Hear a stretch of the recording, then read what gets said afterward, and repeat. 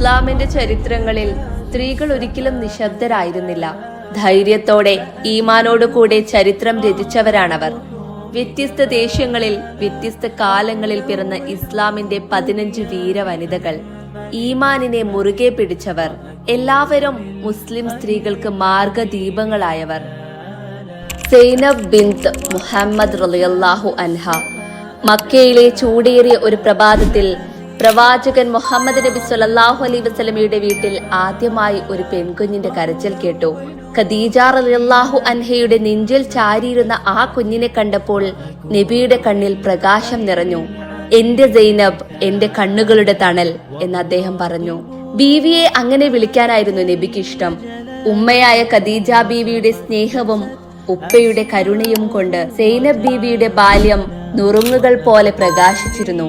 പിതാവിന്റെ സ്നേഹ നിഴലിൽ വളർന്ന ബാല്യം, നബിയുടെ ദയ, സത്യസന്ധത എല്ലാം അവരുടെ ഹൃദയത്തിൽ പതിഞ്ഞിരുന്നു. ബീവിയുടെ കണ്ണുകൾ ആദ്യമായി കണ്ടത് നബി സല്ലല്ലാഹു അലൈഹി വസല്ലമയാണ്, ലോകത്തിന്റെ ഏറ്റവും സത്യസന്ധനായ അൽ അമീനെ. യൗവനത്തിലെത്തിയപ്പോൾ ബീവി വിവാഹിതയായി. അബുൽ ആസ് ഇബ്നു റബീയുമായി. വ്യാപാരിയായ മക്കയിലെ ആഭ്യന്തര ബഹുമാനമുള്ള യുവാവ്. സ്നേഹവും സമാധാനവും നിറഞ്ഞതായിരുന്നു അവരുടെ വീട്.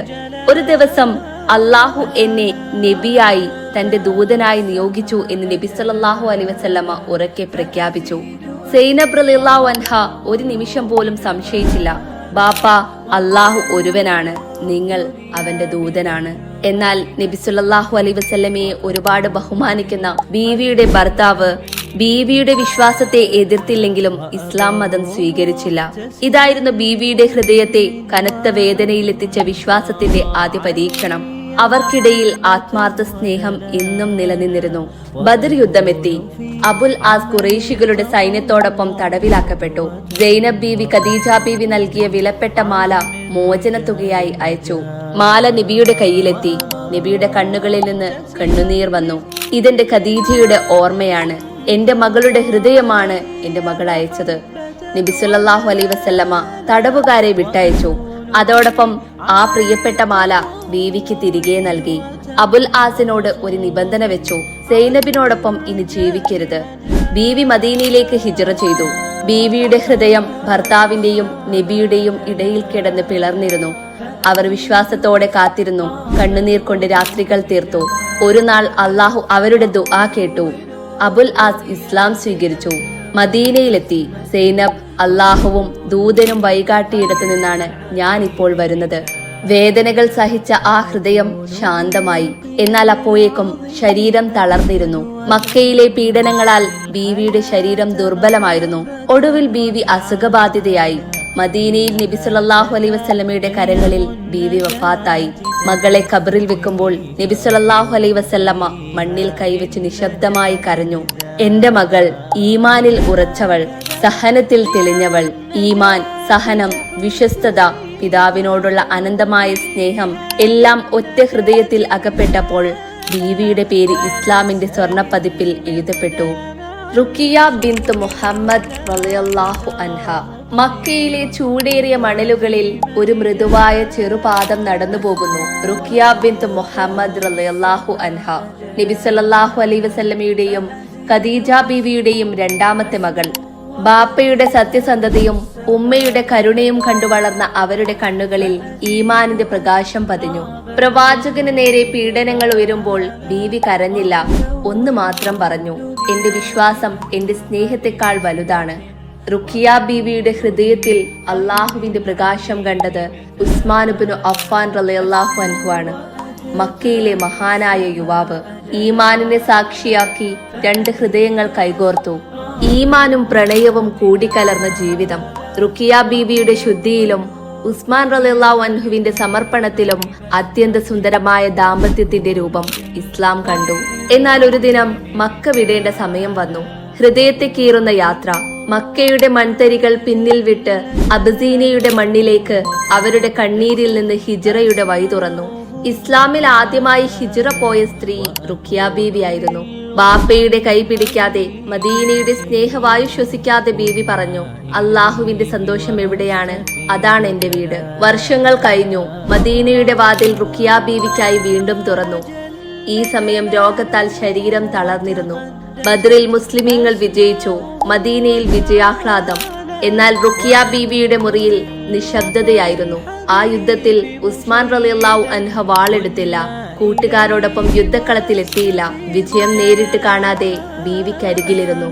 ബീവി അള്ളാഹുവിന്റെ സന്നിധിയിലേക്ക് മടങ്ങി.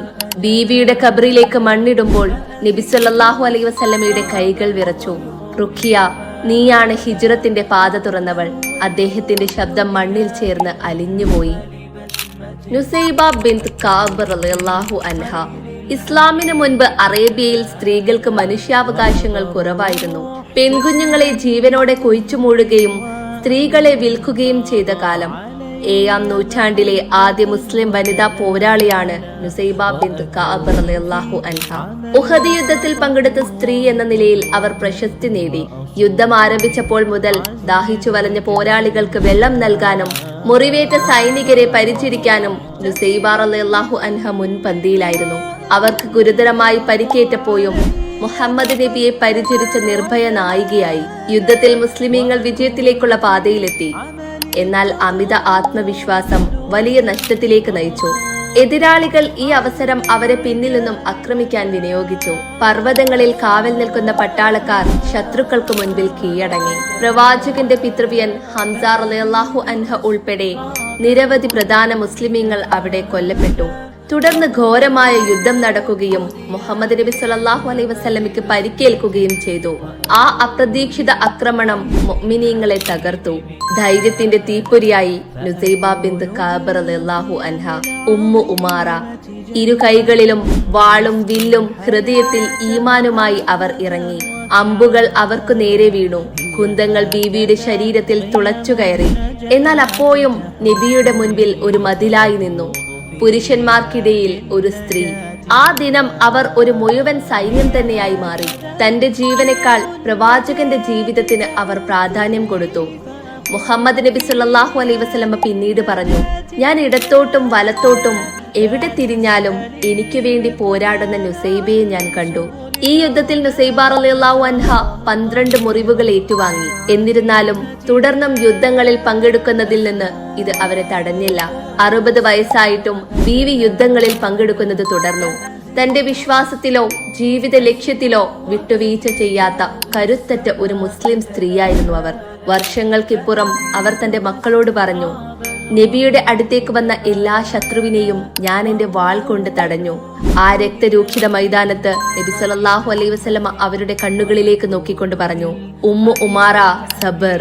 അത് കേട്ടപ്പോൾ ലോകം മുഴുവൻ എനിക്ക് സമ്മാനമായി കിട്ടിയതുപോലെ എനിക്ക് തോന്നി. ഹിന്ദ് ബിൻത് ഉത്ബ റളിയല്ലാഹു അൻഹ. മക്കയിലെ പ്രശസ്ത കുടുംബത്തിൽ പിറന്നവർ. അബൂ സുഫിയാന്റെ ഭാര്യ. ഒരിക്കൽ ഇസ്ലാമിനെ ഏറ്റവും വെറുത്ത സ്ത്രീ.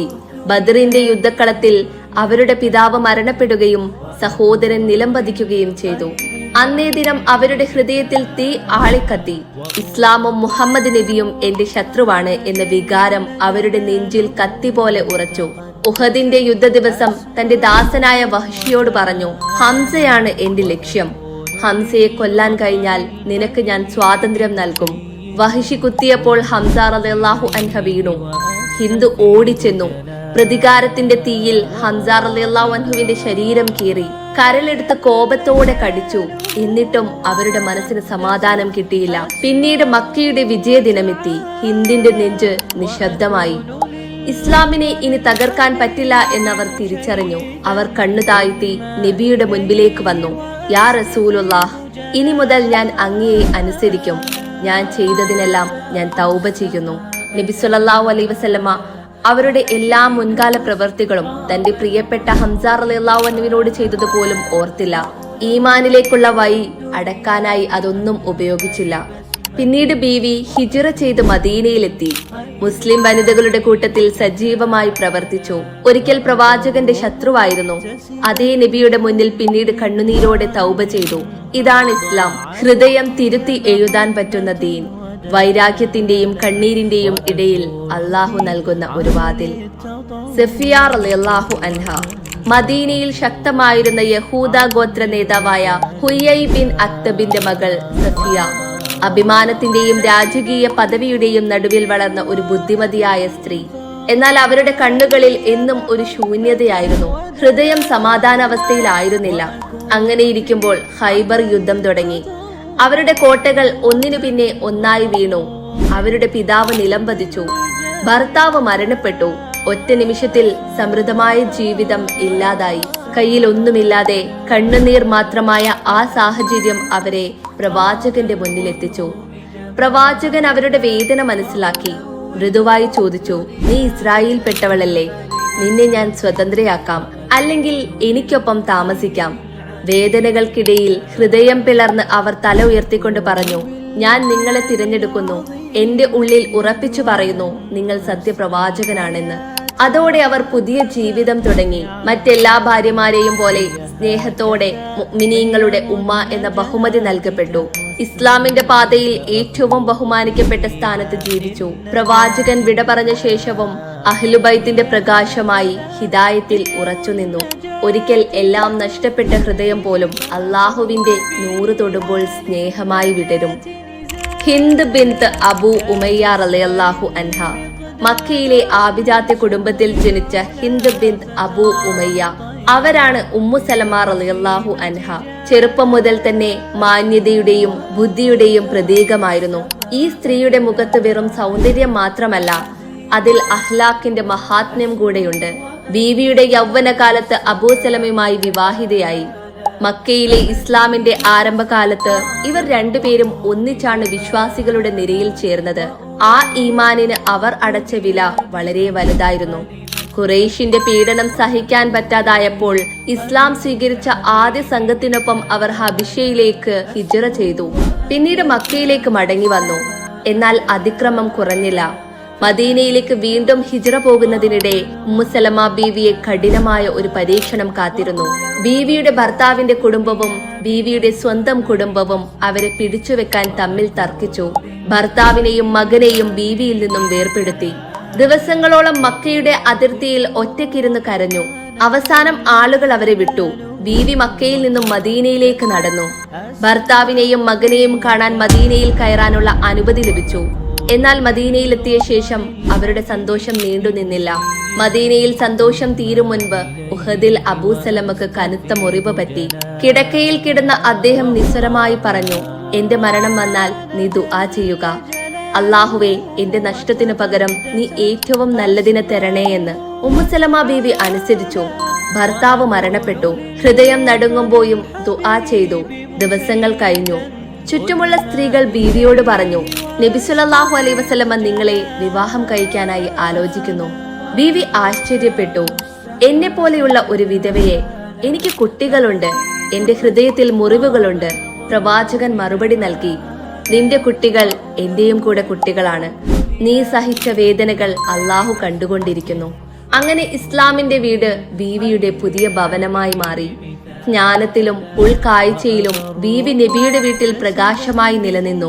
ഹുദബിയ ഉടമ്പടി നടന്ന ദിനം നിരാശയും ആശയക്കുഴപ്പവും കാരണം സ്വഹാബികൾ മന്ദഗതിയിലായപ്പോൾ നബി സല്ലല്ലാഹു അലൈഹി വസല്ലമയുടെ മനസ്സിനെ ശാന്തമാക്കുകയും എല്ലാ കാര്യങ്ങളും വീണ്ടും ക്രമത്തിൽ കൊണ്ടുവരാൻ സഹായിക്കുകയും ചെയ്തത് ബീവിയുടെ ബുദ്ധിപരവും നിർണായകവുമായ ഉപദേശങ്ങളിലൂടെയായിരുന്നു. ഒരു വിധവയായ സ്ത്രീ ദുആയിലൂടെ ഉമ്മത്തുൽ മുഅ്മിനീൻ എന്ന പദവിയിലേക്ക് ഉയർത്തപ്പെട്ടു. ഉമ്മു കുൽസും ബിൻത് മുഹമ്മദ് റളിയല്ലാഹു അൻഹ, മക്കയിലെ ഇസ്ലാമിന്റെ കഠിനകാലങ്ങളിൽ ജനിച്ച മൂന്നാമത്തെ മകൾ. ബാപ്പയുടെ ദൗത്യം തീപിടിച്ചിരുന്ന കാലം. ഉമ്മയായ ഖദീജ ബീവിയുടെ ക്ഷമയും സ്നേഹവും ബീവി തന്റെ ഹൃദയത്തിൽ നിശബ്ദമായി സൂക്ഷിച്ചു. കുട്ടിക്കാലം മുതലേ അവരുടെ കണ്ണുകളിൽ നിശബ്ദ ബലമുണ്ടായിരുന്നു. പ്രകാശം പോലെ സാവധാനത്തിൽ പെരുമാറുന്നവർ, എന്നാൽ ഹൃദയം ഉറച്ചതായിരുന്നു. അബൂലഹബിന്റെ പുത്രന്മാരുമായി ഉമ്മു കുൽസൂം റളിയല്ലാഹു അൻഹയുടെയും റുഖിയ ബീവിയുടെയും വിവാഹം ഉറപ്പിച്ചു.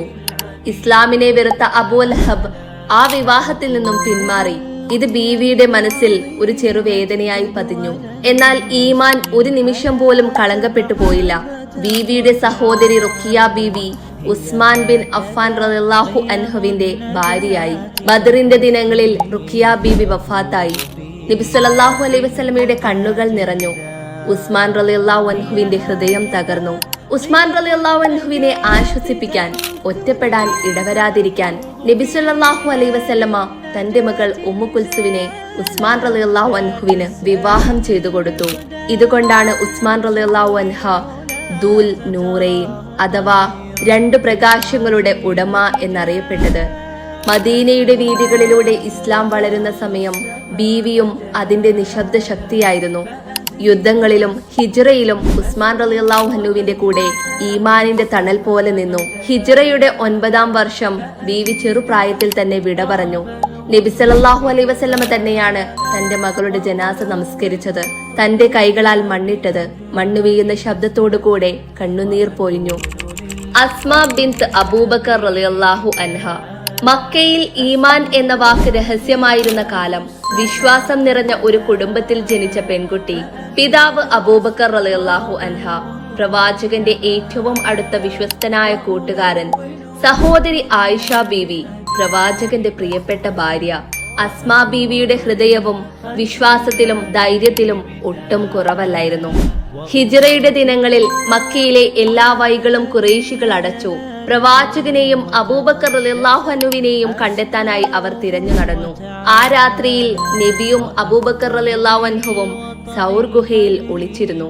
അവർക്കാരും കാണാതെ ഭക്ഷണവും വെള്ളവും എത്തിച്ചത് അസ്മാ ബീവിയാണ്. എല്ലാവരും അവർക്കായി വേട്ടയാടി. ബീവിയുടെ കാൽപ്പാടുകൾ മുഴക്കമില്ലാതെ ഗുഹയിലേക്ക് കയറി. ഇസ്ലാമിന്റെ രഹസ്യ ദൂതായിരുന്നു അവർ. മദീനയിലേക്കുള്ള ഹിജ്റ കഴിഞ്ഞപ്പോൾ ദാരിദ്ര്യത്തിൽ സന്നിധാനം കാണിച്ചും കഠിനതയിൽ സഹനം തെളിയിച്ചും ബീവി കുടുംബത്തോടൊപ്പം നിന്നു. ഹൃദയം തകർന്നപ്പോൾ പോലും അസ്മാ ബീവി സജദയിൽ നിന്നു. വർഷങ്ങൾ പിന്നിട്ടു. ബീവിയുടെ ജീവിതത്തിലെ ഏറ്റവും കഠിന പരീക്ഷണങ്ങളിൽ ഒന്ന് പിന്നീട് മകന് സംഭവിച്ചതായിരുന്നു. അബ്ദുള്ള ഇബ്നു ജുബൈർ റളിയല്ലാഹു അൻഹ അനീതിക്കെതിരെ എഴുന്നേറ്റ് പൊരുതിയെങ്കിലും പ്രക്ഷുബ്ധനായ വിപ്ലവകാരിയായിരുന്നുവെങ്കിലും അദ്ദേഹം കൊല്ലപ്പെട്ടു. പ്രായം 90 അടുത്ത ദുർബലയായ അസ്മാ ബീവി മകന്റെ മരിച്ച ശരീരം കാണാൻ തയ്യാറാവാതെ ഉറച്ച നിലപാട് കാണിച്ചു. ബീവി തല ഉയർത്തിക്കൊണ്ട് പറഞ്ഞു, എന്റെ മകൻ തോറ്റിട്ടില്ല. തന്റെ പ്രവാചകന്റെ ദീൻ വിട്ടുപോകാതെ മരിച്ചവനാണ്. ഇതാണ് വിജയം. അവരുടെ വാക്കുകൾ വാളിനേക്കാൾ മൂർച്ചയായിരുന്നു. മദീനയിലെ കഷ്ടപ്പാടിനെ കിരീടം പോലെ ധരിച്ച അസ്മാ ബീവി.